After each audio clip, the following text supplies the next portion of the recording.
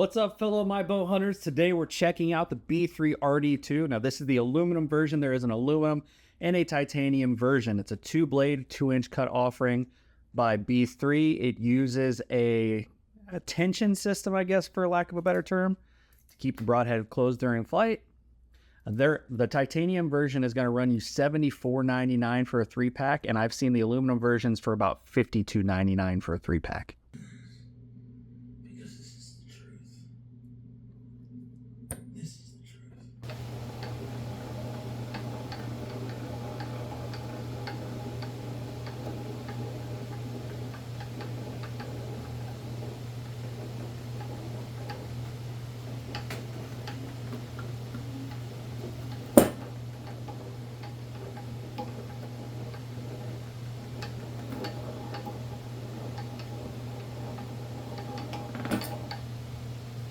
So here's your graph for the B3 RD2 penetration. You can see there's a stall point where it was trying really hard to push through the leather, and then the blades popped.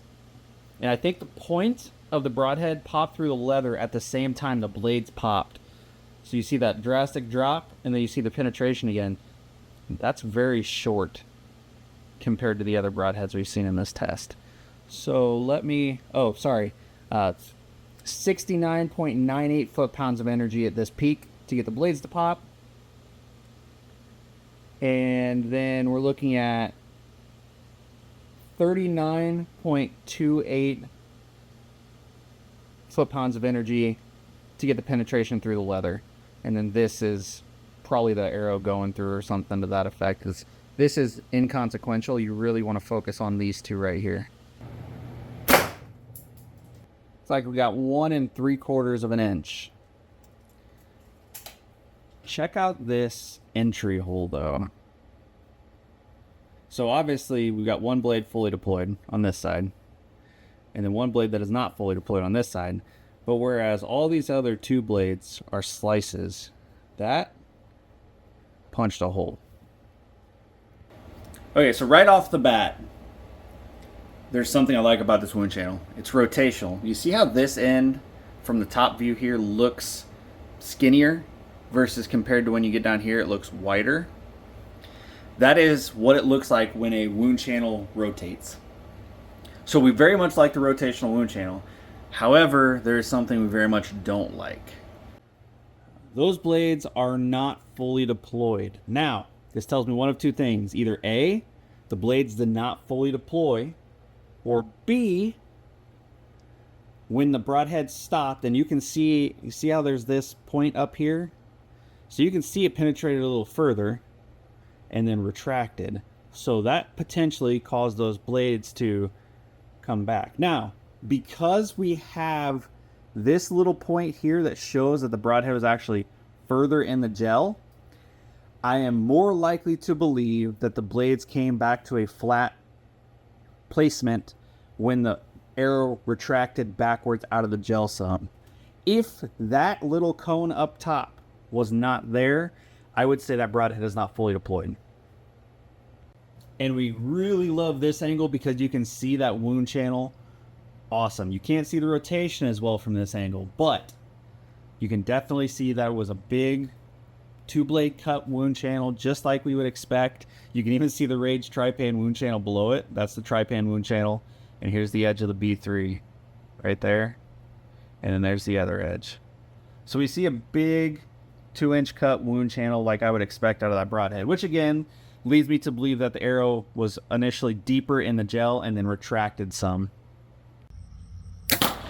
That sucker looks like it was all the way opened up.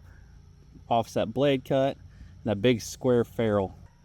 All right, so that ferrule tip is pretty chewed up. You can see some there, some there. The tip is blunted. The blades are in pretty dang good shape though. I don't see any super severe chattering. There's some right up here. But other than that, nothing. Oh, there's a little bit right there too. But other than that, nothing absolutely insane. However, it won't go back into the closed position. So don't know if there's maybe some washers under there that got displaced, or if there's some debris stuck, or the blades are bent. But you would have to take it all apart and replace blades probably to continue to use it.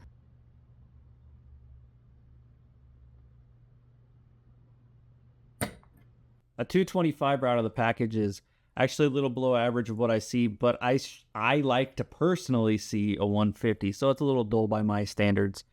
The pressure testing showed up a bit different than what I see in most two blades.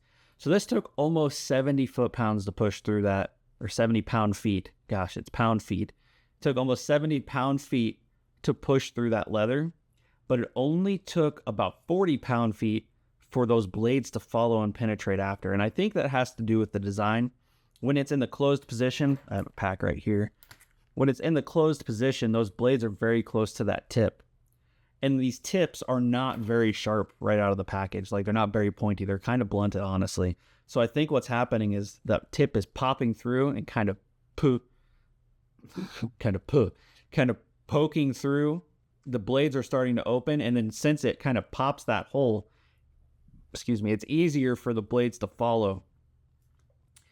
So the pressure test definitely surprised me, and I don't know whether it's a good thing or a bad thing that it works out that way. It just definitely works out different than what I see for most two blades. After that, we did the ballistics gel test, and the opening in the leather was so-so. The ballistics gel, the wound channel was a 2-inch cut like I expected, but it was rotational. Not a ton, but it did rotate, and I do like a rotational wound channel. After that, we shot her through the metal and did the durability testing. And again, that's 22 gauge steel. Like, that is some serious stuff, tougher than what I used last year. And this Broadhead really kind of surprised me. It came through with no major issues. That tip is blunted, and these blades don't freely swing anymore. Now, admittedly, I'm not taking this apart. It may be one of those things where I can take it apart and the screws got over tight, and I can put it back together and it works fine. I didn't want to do anything until after the testing just because I don't like to mess with it. Then the edge retention was a 500, which I've tested a handful of other Broadheads through that 22 gauge weld steel now, and that is the best edge retention I have seen thus far. Now, I think it's only 4 other Broadheads at this point, but that's still really significant when everything else I'm seeing is mostly in 1,000 range. And the next closest is like a 675. So kudos to B3 for that. Overall, I do really like this Broadhead. I do wish that tip was more pointy up front. The one thing that kind of concerns me about the design overall is the fact that the blades are so close to the tip. On quartering shots, I could definitely see there being some deflection issues because of the way that's designed. Overall, I think this is another kind of medium for me. The price is... It's a little expensive. It's $60 for 3 heads. I think it's a really durable head. I know changing the blades would be super easy. I mean, I would definitely strop it before I shot something. But yeah, I don't know. This is just one of those, I don't think you'd be wrong if you did shoot it. I don't think you'd be wrong if you said you didn't want to shoot it. So as always, guys, I appreciate you watching. I'll catch you on the next one. Peace.